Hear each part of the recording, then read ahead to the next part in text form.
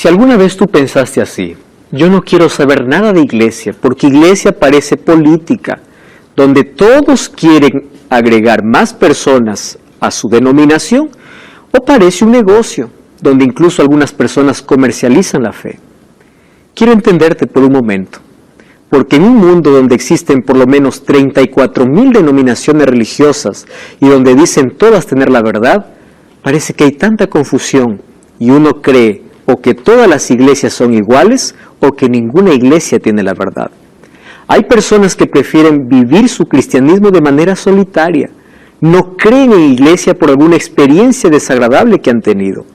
Satanás es tan astuto para poder aprovechar la necesidad espiritual que tiene el hombre para crear 3 cosas. Número 1, confusión, creando cada día una nueva placa de iglesia. Número 2, levantando defensores de placas más que de Cristo. Conozco personas que más defienden la placa de una iglesia que la Biblia. Defienden más lo que el pastor dice que la palabra de Dios. Y número 3, haciendo que un buen número de personas no quiera saber nada, pierda totalmente el interés por Dios, porque ve de que todas las iglesias ofrecen diversas formas para poder salvarse. Entonces, la pregunta es, ¿Dios tiene una iglesia verdadera? ¿Existe verdadera iglesia en esta tierra? Bienvenido, está comenzando Biblia Fácil. Hoy vamos a hablar sobre lo que Jesús enseñó sobre la iglesia. Y sabes que yo estoy aquí con un grupo de amigos que nos visitan de diferentes países, están aquí para poder compartir, o ya estamos compartiendo gran tiempo, de esta temporada de Biblia Fácil. No hemos conocido mucho de ustedes, hemos tenido temas donde demandaban mucho de nuestro tiempo. Voy a dar la oportunidad a partir de hoy para que de 2 en 2 podamos conocer un poco más. Voy a saludar a Claudia. Claudia, después de varios programas, ¿cómo estás? Bienvenido una vez más. Gracias, pastor. Yo me encuentro muy bien, he aprendido mucho, muchas lecciones. También he conocido muchas personas maravillosas aquí en el set, distintos países, distintas culturas, pero una misma fe. Qué lindo. Sí. Y un mismo interés que nos une. Y un mismo interés. Un saludo para la familia, aprovechamos para nuestros amigos de Bolivia, ¿verdad? Tú representas a Bolivia. Sí, bueno, un saludo a Bolivia, a Cochabamba, que es de donde soy, a mi familia, que Dios me ha cambiado mucho. Y agradezco la oportunidad de estar aquí y me siento muy emocionada porque he aprendido mucho, porque Él ha transformado mi corazón, está cambiando mi vida, me está dando muchas lecciones. Qué lindo. Y estoy comprometida a iniciar algo nuevo. Qué bueno, cuánto me alegra eso, Claudia.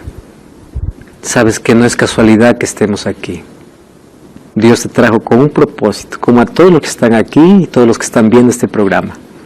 Y qué bueno es cuando tú permites que ese propósito se cumpla, que ese nuevo comienzo sea tomado de la mano de Cristo.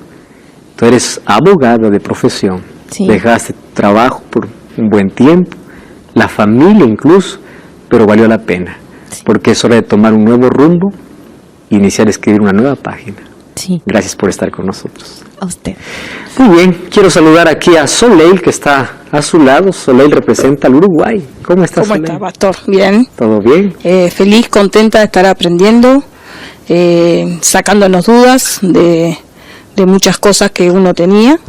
Agradecida a todos ustedes y la verdad que hemos pasado unos días maravillosos y como decía Claudia, todos en la misma fe. Así es. Así que feliz. Saludamos a nuestros amigos en Uruguay, que tenemos una buena audiencia en radio y también por redes sociales, sí, y televisión. Así es.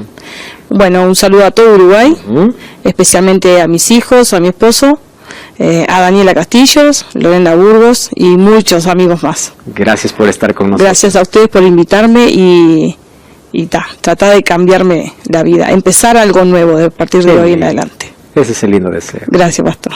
¿Y en qué país estás? Perú, Argentina, Paraguay, Chile, Sudamérica, Centroamérica o Interamérica, Norteamérica, en cualquier parte del mundo. Bienvenido, tú formas parte de esta familia. Gracias por estar allí. Estamos listos para iniciar el programa de hoy. Estoy con Biblia en mano. Y aquí tenemos una costumbre de poder orar antes de poder leer la Biblia. Querido Dios, nos colocamos en tus manos para comprender tu palabra. Que tu Santo Espíritu nos lleve al conocimiento de tu verdad. Suplicamos que hoy nos muestres el camino correcto que debemos tomar. En el nombre de Jesús. Amén. ¿Por qué hay tantas iglesias? Fue la primera pregunta que yo hice cuando comenzamos esta temporada. Si todas tienen Biblia, ¿por qué hay tantas iglesias? Y encontramos que Satanás es tan astuto, porque todos los seres humanos ya nacimos con una necesidad espiritual, con la necesidad de adorar. Y Satanás distorsiona esa necesidad, primero colocando confusión, luego haciéndonos tomar un camino equivocado que parece espiritual, pero no lo es, o basando nuestras creencias espirituales en tradiciones más que en la palabra de Dios. 34,000 denominaciones religiosas, según la Universidad de Oxford, contabilizó hace algunos años que existen en el mundo. ¿Cómo saber en un laberinto cuál es el camino verdadero? Algunas dicen por aquí llegas más derecho, por aquí hay mucha vuelta, por aquí es muy difícil, aquí se hace esto, aquí no se hace nada. Total, ¿para qué sirve la iglesia? ¿Cuál es su función? ¿Y por qué nosotros necesitamos de una iglesia? Vamos a comprender esto a la luz de lo que Jesús dijo sobre la iglesia. Lo primero que tenemos que comprender es lo siguiente. Nosotros no debemos fidelidad a una organización ni a una placa, ¿correcto? Nosotros debemos fidelidad a la palabra de Dios. Lamentablemente yo conozco a muchos rehenes espirituales, pastores que prohíben a sus miembros o cambiarse de iglesia o conocer más la verdad, o cuando le discuten o preguntan algo, ellos ya empiezan a contradecirlos de una manera ruda, y cuando no tienen un fundamento sólido empiezan incluso a sentenciar. Conozco personas que llaman a esto pecado, conozco personas que si te vas a cambiar de iglesia, tú vas a ir al infierno, y en sí tantas cosas. Personas que empiezan a romper sus relaciones de amistad.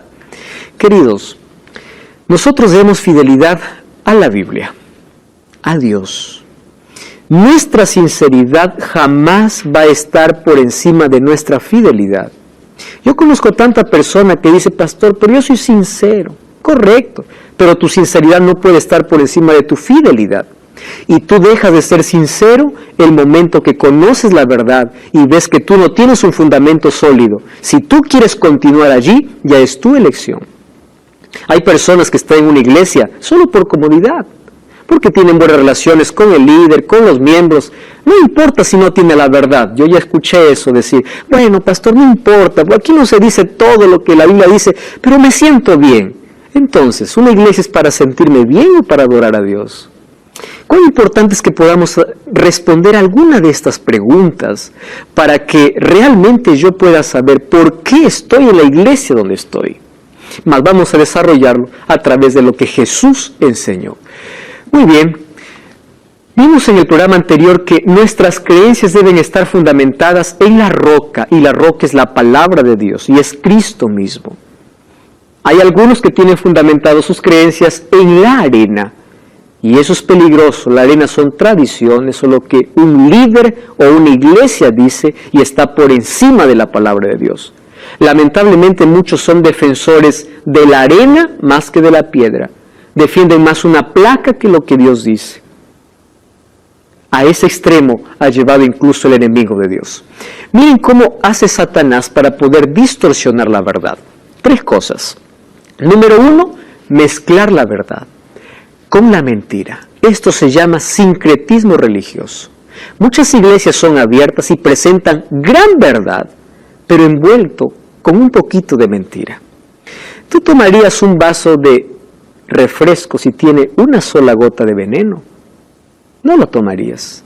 Aunque sea 99% refresco y 1% veneno, ese 1% acaba con todo. Un vaso medio lleno también es un vaso medio vacío, pero una verdad a medias no existe. Es una mentira completa. Entonces, el sincretismo religioso ha llevado a exponer incluso la Biblia, sin embargo, separarse de la Biblia y mezclar con tradiciones humanas. Hay personas que leen la Biblia, pero empiezan a explicar cosas o descontextualizadas o mezcladas con algunas tradiciones. Sincretismo religioso. Número 2, ha llevado a rechazar la verdad. Personas que dicen la verdad absoluta no existe. Eso, ¿cómo se llama? Relativismo. Cada uno tiene su propia verdad. Lo que yo creo es lo que yo creo. Lo que tú crees, lo que tú crees. Pero no existe una verdad absoluta. La Biblia dice que sí existe. Y la verdad absoluta es Cristo. La verdad absoluta es la Biblia. Yo soy el camino, yo soy la verdad y yo soy la vida, dijo Jesús. Existe una verdad por la cual nosotros debemos guiarnos. Y número 3, verdad incompleta. Existen muchos lugares donde se presenta solo parte de la verdad, pero no toda la verdad. ¿Por qué no toda la verdad? Porque muchas veces la verdad no es popular. Algunos tienen miedo, por ejemplo, tocar el libro de Daniel, el libro de Apocalipsis, porque choca mucho con algunas de las creencias que ellos están practicando. Ahora, nosotros debemos creer en una verdad completa, en aquello que está en todas las Sagradas Escrituras, desde el Génesis hasta el Apocalipsis. Entonces, Dios a la persona sincera nunca lo deja en la media verdad. Coloca su luz y lo saca de la media verdad a una verdad completa. Y si es sincero y leal, Él va a dejar su media verdad y va a aceptar la verdad completa. Finalmente, la vida cristiana es una vida de constante crecimiento y aprendizaje. Maribel. ¿Cómo saber si es una iglesia es la verdadera? Te adelantas impresionantemente a cosas que vamos a hablar en el programa y te agradezco por esa pregunta, Maribel. La Biblia no presenta el nombre de una iglesia, pero sí presenta características que tiene la iglesia. Y esas características vamos a ver hoy en el programa. ¿De acuerdo? Esas características. Muy bien.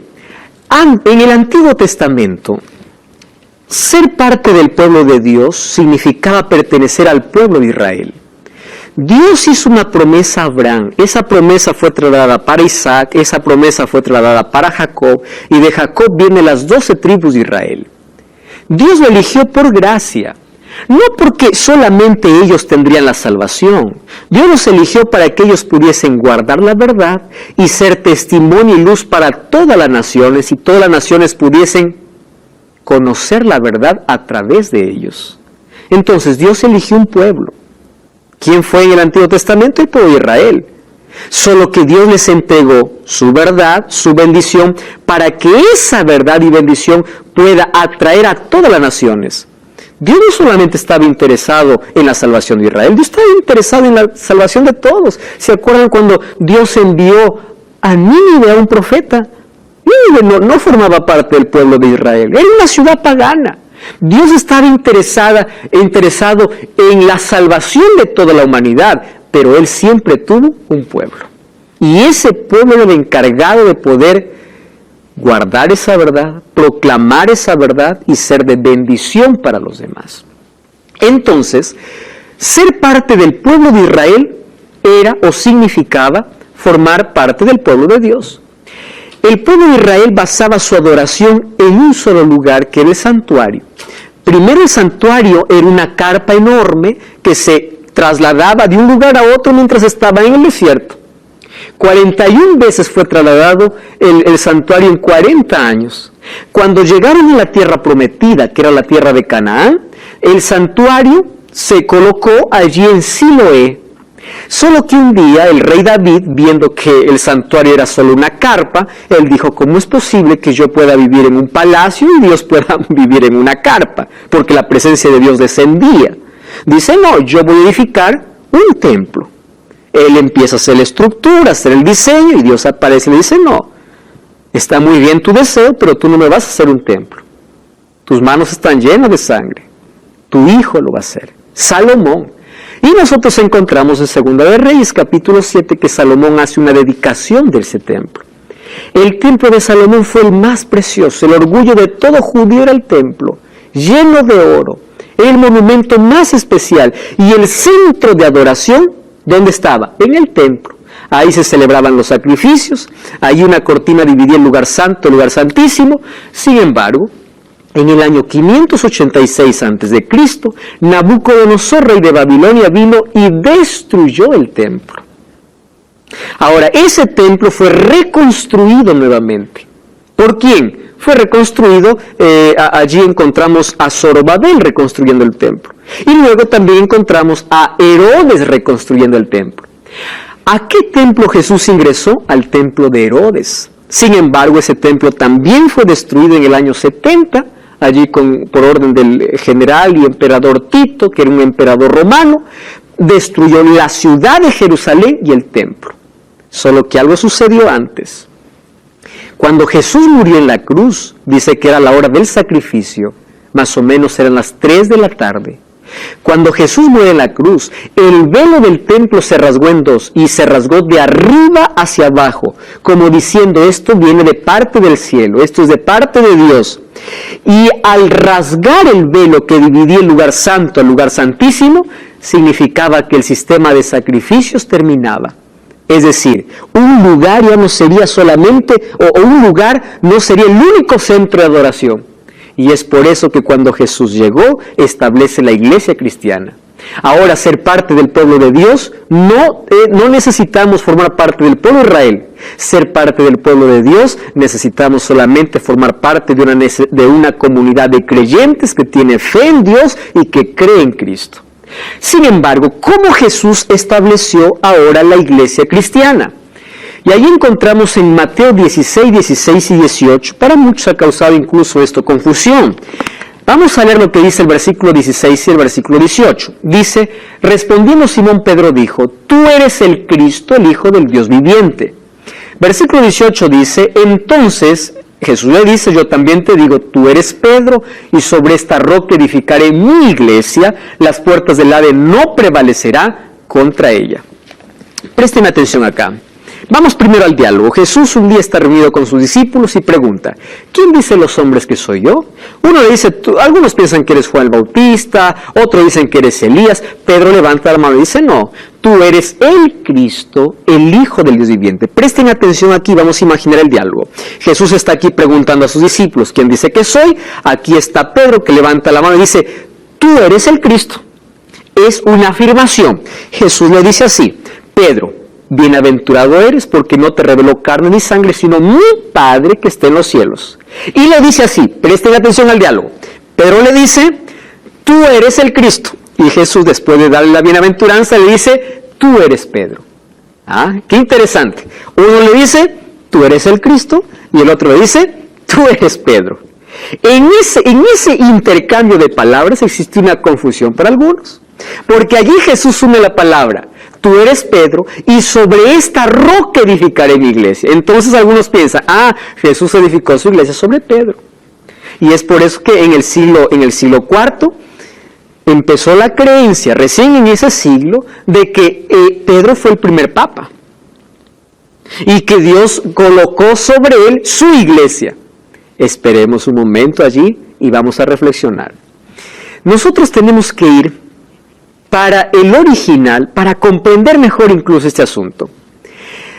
La palabra Pedro en el griego es Petros. Y la palabra piedra es Petra. Es parecido a nuestro español. La palabra Petros y Petra es todo lo que nosotros tenemos que comprender. ¿Qué significa Petros? Petros significa pequeña piedra. ¿Qué significa Petra? Petra significa roca. ¿Estamos aquí entonces? Petros y Petra. Petros, ¿qué significa? Pequeña piedra. Petra, ¿qué significa? Roca, piedra. Mire, vamos al diálogo entonces. Le dice, tú eres Petros. ¿Qué cosa le está diciendo? Piedra pequeña. Pero sobre esta Petra, ya no está haciendo referencia a la piedra pequeña, sino dice, sobre esta Petra está haciendo referencia a sí mismo Jesús. Sobre esta Petra edificaré mi iglesia. Y el contexto nos ayuda a comprender más todavía. Porque dice, y las puertas del Hades no prevalecerán. Ustedes se acuerdan de Apocalipsis 1:18. ¿Quién es aquel que dijo, yo tengo las llaves del Hades y de la muerte? ¿Fue Pedro o fue Jesús? Fue Jesús. Jesús estaba haciendo referencia a sí mismo. Si Pedro le dice, tú eres el Cristo, entonces Jesús le dice, tú eres Pedro, y sobre esta piedra, haciendo referencia al mismo, edificaré mi iglesia. Otra cosa. No, pastor, pero la Biblia dice, te daré las llaves, entonces Pedro tiene las llaves. ¿Escucharon ustedes eso, verdad? ¿Qué significa llaves en profecía? Autoridad. Y cuando Jesús le dice, te daré las llaves, le está diciendo, te daré autoridad. Pero la autoridad era ¿para qué? Para anunciar el Evangelio. Y esa autoridad o esas llaves que no fueron entregados de manera literal a Pedro, sino a toda la iglesia, pero por el diálogo ahora le dice a Pedro, te daré las llaves, ¿qué significa?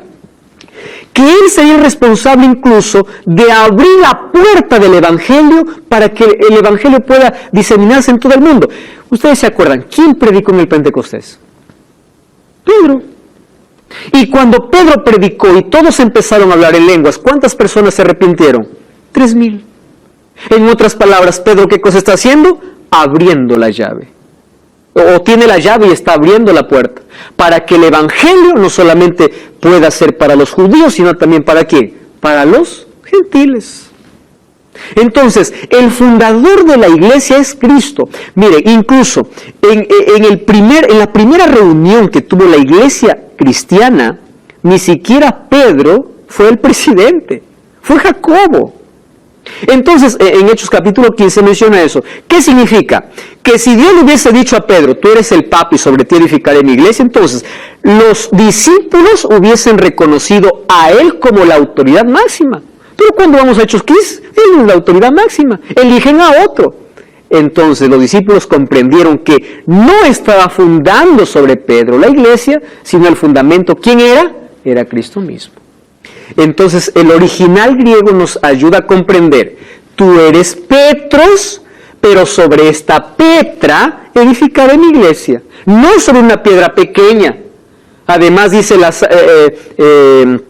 las puertas del Hades no prevalecerán. Pedro ni siquiera pudo vencer la tentación, ni siquiera pudo vencer, ¿cómo va a vencer el Hades o la muerte? Está haciendo referencia aquí a Cristo. Ahora, ¿qué dice Pablo sobre el fundamento de la iglesia? Miren lo que dice Efesios 2, 19 al 21. Ya no sois extranjeros ni advenedizos, sino conciudadanos de los santos, miembros de la familia de Dios, edificando sobre el fundamento de, ojo, apóstoles y profetas, siendo la principal piedra, ¿quién? Jesucristo.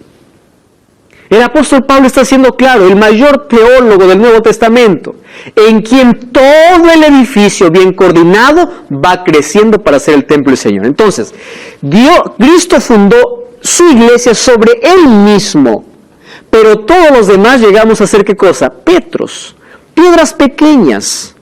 ¿Correcto? Todos somos piedras pequeñas. En la base está Cristo como la piedra principal y está en el fundamento, ¿quiénes más? Los apóstoles representando a la iglesia las 12 tribus de Israel representando a la iglesia en el Antiguo Testamento y los apóstoles representando a su iglesia en el Nuevo Testamento. Por eso dice apóstoles y profetas. Aquí está haciendo referencia a un pueblo que Dios tiene durante toda la historia.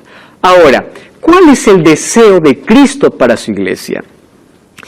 Esto es impresionante. Partiendo de aquí, vamos a ver cuál es la iglesia que Dios tiene. Primero vamos a analizar cuál es la iglesia que Dios quiere, anhela o desea.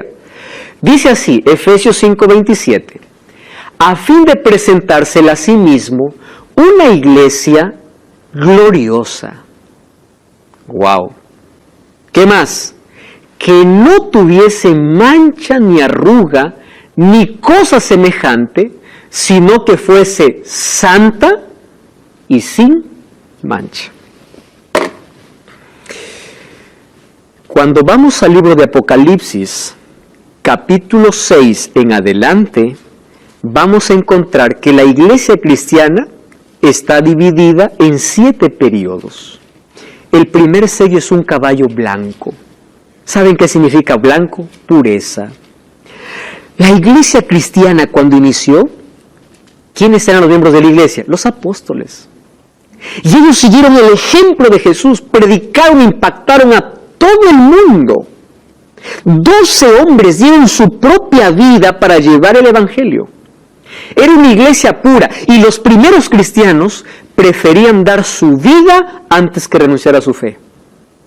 En la historia encontramos cómo los emperadores y los grandes coliseos romanos eran llenados de gente cada semana para ver cristianos muriendo.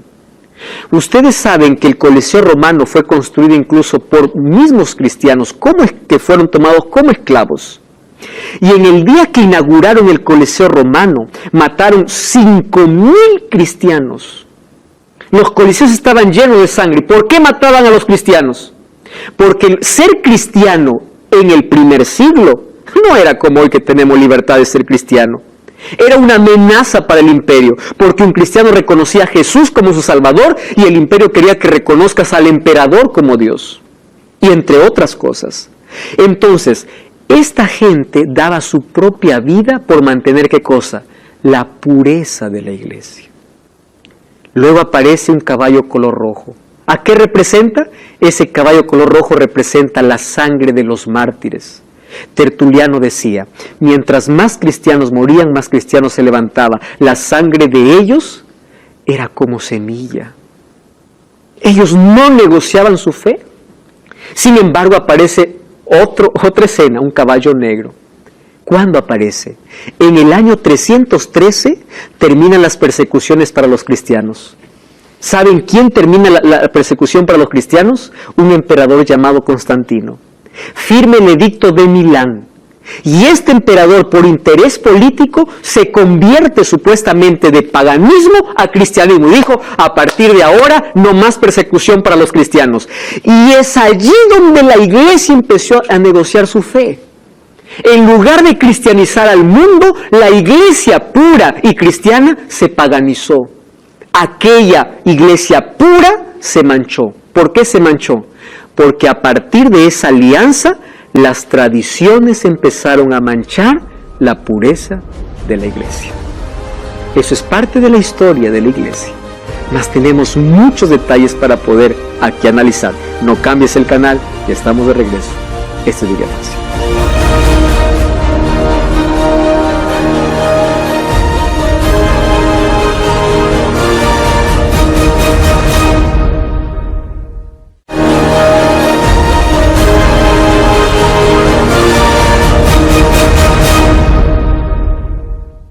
Estamos de regreso, esto es Biblia Fácil y en mis manos tengo el curso bíblico Enseñanzas de Jesús.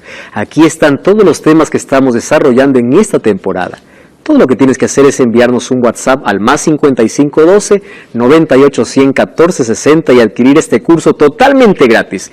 Vas a profundizar más tu conocimiento sobre Jesús y sobre su palabra. Solicítalo ahora mismo.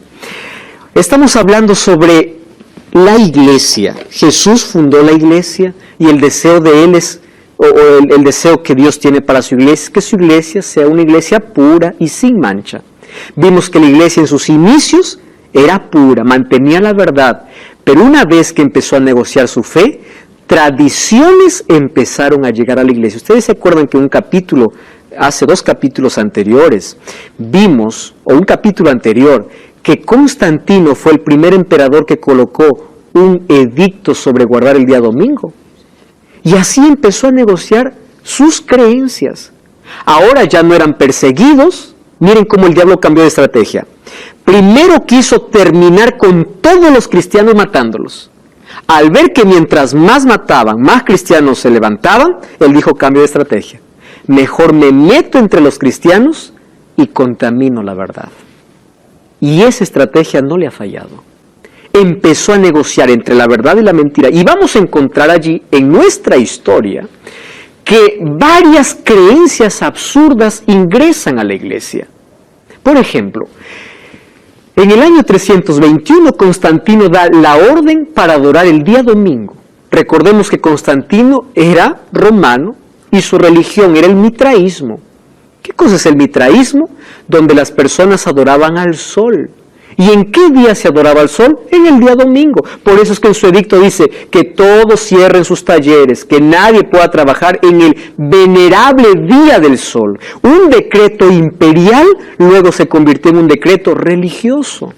Y así se introdujo un falso día de adoración dentro de la iglesia cristiana.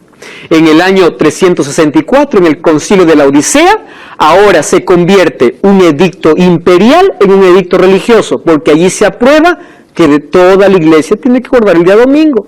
¿Bajo la excusa de qué? De que Cristo es el sol de justicia, o porque Cristo resucitó el domingo. Cuando la Biblia dice que nosotros celebramos la resurrección de Cristo, no guardando el domingo. Según Romanos 6, 1 al 4, es mediante el bautismo. Así como Cristo murió y resucitó, nosotros morimos y resucitamos mediante el bautismo. Es la manera como se celebra la resurrección de Cristo. ¿Qué otra tradición entró? En el año 370 comienza el culto a todos los santos. ¿Esto de dónde viene? Viene del paganismo. Mientras los romanos tenían muchos dioses para adorar, la iglesia adopta no dioses, sino santos. Cambia dioses por santos. E incluso anula el segundo mandamiento cuando dice, no te harás imágenes. Miren cómo la iglesia empieza a mancharse y vive una etapa de oscuridad. En el año 400 empieza la oración por los muertos. Ya aquí está fuerte la doctrina de la inmortalidad del alma, que ya lo hemos hablado aquí. 530, el dogma del purgatorio. Claro, entonces, si tú quieres que alguien pueda salir del purgatorio para el paraíso, tienes que pagar una misa, y eso cuesta dinero. Imagínense cómo manipulaban la mente de las personas. ¿Tiene sustento bíblico? No. Tradiciones y tradiciones traídas del paganismo fueron infiltrándose y se posicionaron de la iglesia. Y nosotros podemos encontrar otras. Por ejemplo, en 998 se instituye el Día de los Muertos, se instituye la Santa Inquisición luego, 1190 se empieza a vender las indulgencias. ¿Qué son las indulgencias? Venta del perdón. Imagínense que el perdón era vendido. Ahora, en 1216 se instituye la confesión auricular, donde un sacerdote empieza a perdonar pecados. 1229 se prohíbe la lectura de la Biblia. 1563 en el Concilio de Trento, la tradición es colocada por encima de la Biblia. Incluso la Biblia es encadenada. Miren, queridos, ¿cuál es el deseo de Dios? Una iglesia pura. ¿Qué hizo Satanás? Metió la mentira, el error, y la mezcló y lo disfrazó con un ropaje religioso. Pero ¿saben una cosa? Siempre hubieron fieles que no obedecían lo que una ley imperial decía. Es decir, Dios siempre tuvo su pueblo. Y cuando vamos a Apocalipsis capítulo 12, dice que hubo un gran conflicto. Primero, entre el dragón y la mujer, que representa a la iglesia. Primero quiso matar a Jesús, luego quiso matar a la iglesia, pero dice que a la mujer le fueron dadas 2 alas de águila y voló para el desierto. ¿Qué significa volar para el desierto? Que la iglesia pura tuvo que estar escondida. Y entre ellos, ¿a quiénes encontramos? Por ejemplo, los valdenses. Ustedes recuerdan que hace un par de años, 2, 3 años, el Papa Francisco pidió perdón a los valdenses por todos los abusos y el martirio que cometieron. Él reconoció y dijo, es verdad, nosotros matamos a todos. ¿Y por qué los mataban? Porque los llamaban herejes. ¿Y quién era un hereje? Aquel que no obedecía la voz del Papa. Era un hereje. ¿Y para qué establecieron la Santa Inquisición? Para desaparecer a todos los herejes. Ahora, miles de cristianos dieron su propia vida. La historia está manchada con sangre de cristianos que defendieron la verdad. Ahora, la Biblia dice que el pueblo estaría escondido por 1260 años. Si revisamos la historia, desde la ascensión del poder papal hasta la prisión del Papa Pío VI, hay exactamente 1260 años. ¿Cuándo fue la ascensión? Desde el año 533, Justiniano ya empieza a dar una orden de que el obispo es la cabeza de todas las iglesias. ¿Pero por qué a partir de ese año?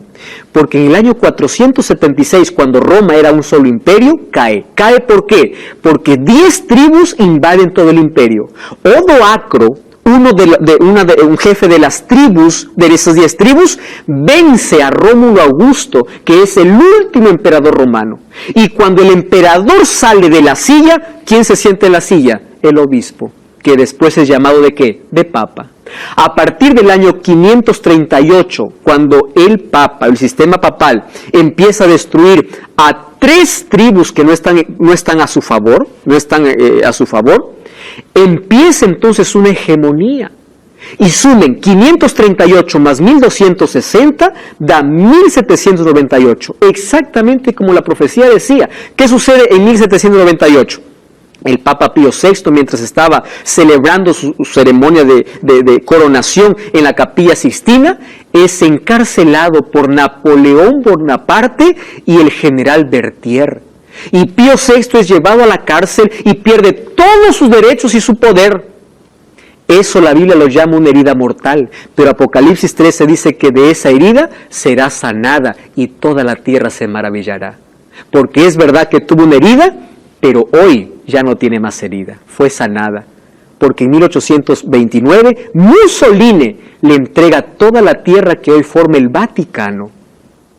Por eso hoy es un Estado, aparte de ser un poder religioso. Eso está en la historia y en la profecía. Ahora, después de 1260 años que la iglesia sufrió por estar en el desierto, Dios tenía que traerlo nuevamente al escenario mundial. Y es por eso que vemos que en el año de 1517 aparece un monje agustiniano llamado Martín Lutero. ¿Quién fue Martín Lutero? Un monje. Un monje que se dio cuenta que la venta de indulgencias o de perdón no estaba de acuerdo a la Biblia porque él tenía acceso a la Biblia aunque era prohibida para el pueblo. Y basó su fe en Romanos 1:16. El justo por la fe vivirá. No me avergüenzo del Evangelio porque es poder de Dios. Y él dijo, ¿por qué nosotros estamos practicando todo esto si la Biblia dice que la salvación es por fe? Y un 31 de octubre del año 1517, cuando hoy se celebra Halloween, miren cómo es Satanás de astuto para distraer de aquellas cosas que realmente interesan. Martín Lutero colocó un 31 de octubre en el monasterio de Wittenberg 95 tesis sobre la justificación por la fe. ¿Qué hizo el Papa? Lo excomulgó, pero a partir de allí inició una reforma protestante. ¿Por qué protestante? Porque protestaron contra los abusos que la iglesia hacía. ¿Correcto? Sin embargo, Dios tenía que traer la iglesia del desierto, ¿a dónde? Nuevamente para el escenario mundial. Aquellos fieles que estaban escondidos por ser fieles a la palabra de Dios, ahora nuevamente tendrían que reaparecer. Por eso la Biblia no presenta nombre de iglesia, pero sí presenta características. ¿Me acompañan a ver las características? Vamos a ver allí. Primera característica. Vamos a Apocalipsis capítulo 12, versículo 17. Vamos al último libro de la Biblia. Apocalipsis 12, 17. Miren lo que dice la Biblia. Dice así: entonces el dragón, que representa a Satanás, se llenó de ira contra la mujer. Mujer en profecía es iglesia. Se fue a hacer guerra contra el resto de la descendencia de ella, contra los que guardan los mandamientos de Dios y tienen, ¿qué cosa? El testimonio de Jesús. ¿A qué llama pueblo de Dios? A un resto. ¿Qué cosa es resto? A un pequeño grupo. Miren, hace guerra contra la mujer, que es contra la iglesia, pero persigue a un remanente. Resto es remanente. ¿Quién es ese remanente? Tiene una característica: guardan los mandamientos de Dios. Entonces yo te pregunto, ¿la iglesia donde tú estás asistiendo guarda los 10 mandamientos de Dios? Revisa Éxodo 20, revisa si los 10 mandamientos se proclaman, revisa si el sábado es observado, revisa. Porque la primera característica que presenta la Biblia sobre el remanente en el tiempo del fin, dice, guarda los mandamientos de Dios. ¿Qué más? Apocalipsis 14, 12. Miren, una vez más aparece, aquí está la perseverancia o la paciencia de los santos. ¿Quiénes son? Los que guardan los mandamientos de Dios y tienen la fe de Jesús. ¡Ay, esto es una característica clara! Entonces yo ya puedo decir, mi iglesia, la denominación religiosa donde voy, guarda los mandamientos, no guarda esto. Entonces ya tengo una evidencia que yo no puedo estar allí. Segunda característica de la iglesia. Allí dice que tiene el testimonio de Jesucristo, ¿verdad? Capítulo 12, versículo 17 dice, guarda los mandamientos de Dios y tiene el testimonio de Jesucristo. ¿Cuál es el testimonio de Jesucristo? Vamos a Apocalipsis capítulo 19, versículo 10. Unos capítulos más adelante. ¿Recuerdan que les dije que la Biblia se interpreta a sí misma? Entonces la misma Biblia nos va a decir, ¿qué es el testimonio de Jesucristo? Yo me postré a sus pies para adorarle, y él me dijo, mira, no lo hagas, yo soy consiervo tuyo y de tus hermanos que mantienen el testimonio de Jesús. Adora a Dios. El testimonio de Jesús es el espíritu de profecía. ¿Qué significa? que la iglesia o el pueblo que Dios tiene en la tierra en el tiempo del fin, que reaparece después de los 1260 años de persecución, tendría ¿qué cosa? El don profético. Y sobre este tema vamos a hablar en la próxima lección. Pero es una característica. Guarda los mandamientos de Dios. ¿Qué cosa más tiene? Tiene el don profético. Tiene un profeta. Número 3. Según Daniel 8:14, es un texto que hemos leído, dice que surgiría como movimiento profético al final de las 2300 tardes y mañanas. Miren, Daniel 8 dice que hay un poder que trataría o echaría la verdad por tierra. Sin embargo, Dios levantaría también un pueblo después de las 2300 tardes y mañanas. ¿Cuándo ocurrió las 2300 tardes y mañanas? ¿Cuándo culminó? 1844. Dios levantaría un pueblo para restaurar aquella verdad. Si ustedes me preguntan, ¿qué pueblo existe que tiene su partida de nacimiento en la Biblia? Yo tengo la respuesta. En 1844 apareció un movimiento, un pueblo, que se llama Iglesia Adventista del Séptimo Día. Ahora, ¿cumple los otros requisitos? Vamos a ver, guarda los mandamientos de Dios, tiene el testimonio de Jesús, que eso veremos en el próximo programa, y número 3, parte de la Biblia. ¿Por qué es importante eso? Cuando vamos a Apocalipsis capítulo 19, nosotros encontramos lo siguiente. ¿Saben qué cosa encontramos? Que el pueblo de Dios o la iglesia incluso en sus inicios pasaría por un momento desagradable o un chasco. ¿Basado en qué? Juan recibió un librito para poder comer y dice que era dulce al paladar y amargaba al vientre. Representaba aquello que ocurriría tiempo después con el pueblo que surgiría. Y eso ocurrió justamente en 1844. Un pueblo que esperaba a Jesús, que viniese un 22 de octubre, ellos tuvieron un chasco en el sentido que Jesús no vino el 22 de octubre. Ellos se equivocaron no en la fecha, sino en el evento. Porque en 1844 Jesús no vendría a la tierra. Jesús cumpliría en el cielo una nueva función, que es de sumo sacerdote. ¿Correcto? Entonces, según esta característica que surgiría como un movimiento profético, ya tenemos por lo menos una propuesta. Número 4. La iglesia verdadera tendría un mensaje singular basado en Apocalipsis 14. Cuando vamos a Apocalipsis 14 vamos a encontrar que no todas las iglesias proclaman esa verdad. Y Apocalipsis 14, 6 al 12 habla de un mensaje de 3 ángeles. Ángeles en la Biblia, ¿qué cosa representa? Mensajero. Representa un pueblo. El versículo 6 dice, vi volar otro ángel que tenía el evangelio eterno. Decía, temed a Dios y dadle gloria porque la hora de su juicio ha llegado. La pregunta es, ¿todas las iglesias predican el juicio? Otra cosa, adorar a aquel que hizo el cielo y la tierra, el mar y las fuentes de las aguas. ¿Saben de dónde he sacado este texto? De Éxodo capítulo 20, versículo 8 al 11, haciendo referencia al sábado. Porque allí dice, acuérdate el día sábado para santificarlo, 6 días trabajarás y harás toda tu obra. Porque en 6 días hizo Jehová los cielos, la tierra y las fuentes. De allí he sacado este texto. Es decir, sería un pueblo que predica sobre la hora del juicio, que predica sobre el día sábado, y el versículo 8 dice, sería un pueblo que anunciaría la caída de Babilonia. ¿Qué cosa es Babilonia? La confusión espiritual. Finalmente, sería un pueblo que advertiría que viene un juicio, que hay un día final. Esto es un mensaje profético. Tendría un mensaje diferente, no un mensaje popular, no un mensaje como los demás. Finalmente, la iglesia que Cristo tendría en el tiempo del fin sería un movimiento mundial. Yo veo que hay muchas iglesias que dicen, la iglesia solamente en tal país, solamente en tal lugar. Queridos, si Dios tiene un pueblo en la tierra, tiene que tener un alcance mundial porque la salvación es ofrecida para todos. Entonces, yo comparando aquí todas estas características de la iglesia, guarda los mandamientos de Dios, tiene el don profético, que tiene una partida de nacimiento o nació como movimiento profético, tiene un mensaje profético y además tiene un alcance mundial. Yo les quiero decir algo. Existe una iglesia así. La iglesia adventista del séptimo día, yo aquí no quiero hacer apología, pero yo les quiero decir algo. Tiene toda su base y su fundamento en la Biblia, que es la palabra de Dios. Ninguna de nuestras creencias está basada en alguna tradición humana. Todas ellas tienen un fundamento. nació como un movimiento profético. Está en todo el mundo, incluso en países donde aún el Evangelio no ha llegado, la iglesia tiene misioneros. Tiene un alcance mundial, tiene una verdad diferente a los demás, sí, porque predicamos un mensaje que no es popular. Ahora, ¿eso quiere decir que la iglesia adventista es la única que se salva? No, quiero que me entiendan aquí. Una placa no salva. El hecho de que yo sea adventista no significa que yo estoy seguro de mi salvación. Mi salvación depende de mi relación con Cristo. Pero lo que estoy diciendo es que Dios sí tiene un pueblo en esta tierra.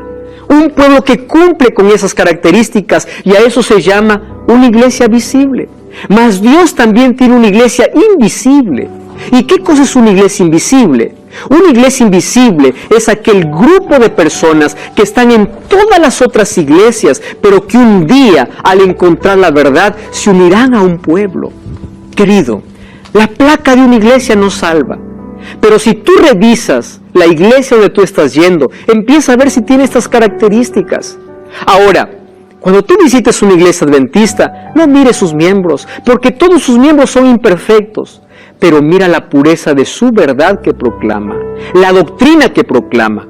No estoy diciendo aquí que la iglesia adventista es exclusiva de la salvación, no estoy diciendo eso, porque Dios tiene sinceros allá en la iglesia católica, allá en la iglesia pentecostal, allá en la iglesia evangélica, allá en todo el mundo. Dios tiene hijos y personas que van a estar en el cielo, pero un día ellos serán alcanzados por una verdad completa y aceptarán aquella verdad bíblica.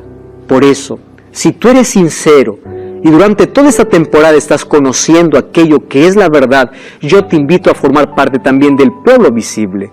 Ser adventista no te garantiza la salvación. Ser adventista solamente significa que tus creencias están en la palabra de Dios y estás en el movimiento profético que Dios levantó para el tiempo del fin. Sin embargo, tu salvación depende de tu relación, de tu fidelidad, de tu fe y de tu obediencia a Dios. Yo creo que en un momento Dios está llamando a todo su pueblo, a todos sus hijos que están en todos los lugares. Y estoy hablando por una persona sincera, que hasta hoy practicó alguna cosa por desconocimiento, pero hoy, viendo durante esta temporada, durante cualquier otro medio, tú estás viendo que hay una verdad que guardar, que hay mandamientos que guardar, que hay decisiones que tomar. Tu sinceridad te llevará a colocarte de parte de Dios. Porque nunca la sinceridad está por encima de nuestra fidelidad a Dios. Finalmente, yo creo que Dios tiene gente sincera en todos los lugares, en todas las iglesias. Pero un día ellos escucharán la voz de su pastor, que es la voz de Dios. No soy defensor de una placa de iglesia. Yo no he venido para hablarte sobre una iglesia, he venido para hablarte de Cristo. Pero también he venido para decirte que Dios sí tiene un pueblo. Y un pueblo que sus características están claras en la Biblia. Por eso hoy te invito a dar un paso de fe. Si empiezas a revisar tus creencias, si empiezas a creer y a colocar tu fundamento en aquello que la palabra de Dios dice, da un paso de fe. Quiero que me escribas ahora: pastor, yo también quiero dar ese paso de fe. Escríbeme, yo voy a estar orando por ti. Si tú tomas esa decisión allí donde estás, ponte de pie y dile al Señor: Señor, yo quiero formar parte del verdadero pueblo. Mi relación, mi comunión contigo me salvará, pero quiero estar en una iglesia donde se predique la verdad, donde su fundamento esté en la palabra de Dios. Escríbeme ahora, yo estaré orando por ti. Sin embargo, también yo quiero hacer una invitación aquí a los que están conmigo en esta temporada. Si ustedes creen que ha llegado el momento de tomar una decisión acertada, quiero que ustedes también tomen una decisión. Porque así como yo desafío a aquel que está al otro lado para tomar una decisión, ustedes también son desafiados. Y si ustedes creen que ha llegado el momento de tomar una decisión, de dar un paso de fe, pónganse de pie, diciendo al Señor: yo también acepto. Y tú que estás allí, ponte de pie también diciendo: yo acepto formar parte de aquel pueblo que Dios tiene. Cuando nosotros comprendemos de que un día Jesús murió para darnos salvación, y cuando miramos aquella cruz, esa cruz tiene dos brazos abiertos para decir: aquí hay lugar para todos. Y hoy te invito a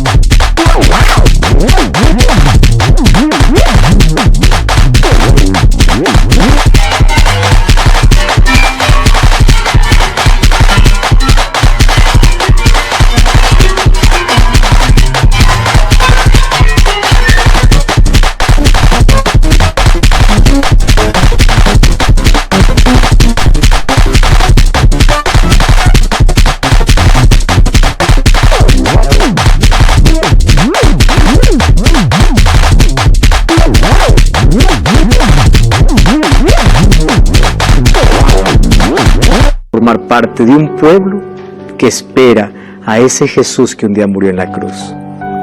Yo no sé cuál es tu realidad, cuán vacío o cuán lleno puedas sentirte. No sé cuál es tu fundamento, cuál es tu creencia.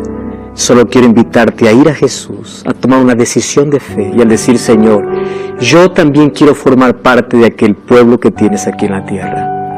Con tus imperfecciones, con tus problemas, ven a Jesús. Acepta su voluntad, fundamenta tus creencias en la palabra de Dios. Si así lo quieres, ponte de pie donde estás. Yo no te estoy viendo, pero hay alguien que sí te está viendo y es Dios. Y Él está registrando esa decisión. Coloca aquí tu decisión, escríbenos. Visita una iglesia adventista del séptimo día. Serás abrazado, bien recibido. Y allí es el lugar donde juntos creceremos, juntos aprenderemos más sobre el maravilloso amor de Jesús. ¿Estás allí listo? Y los que estamos aquí, ¿alguien también quiere tomar esa decisión? Póngase de pie, si es que así lo quiere en el corazón. Vamos a orar. Querido Dios, queremos entregar hoy nuestro corazón. Entregamos nuestra vida y queremos someter nuestra voluntad a la tuya. No queremos aceptar la placa de una iglesia, sino a Jesucristo como nuestro Salvador. Mas si tú tienes un pueblo aquí en la tierra, también queremos formar parte de ese pueblo, que tiene una base y un fundamento en tu palabra. Por eso nos entregamos a ti, creemos en ti y queremos que con tu sangre nos redimas, nos restaures, nos salves. Te pedimos esto en el nombre de Jesús. Amén. Amén. Pueden sentarse. Gracias por acompañarme en este programa. Y como siempre te invito a visitar una iglesia adventista el séptimo día. Te espero allí. Dios te bendiga.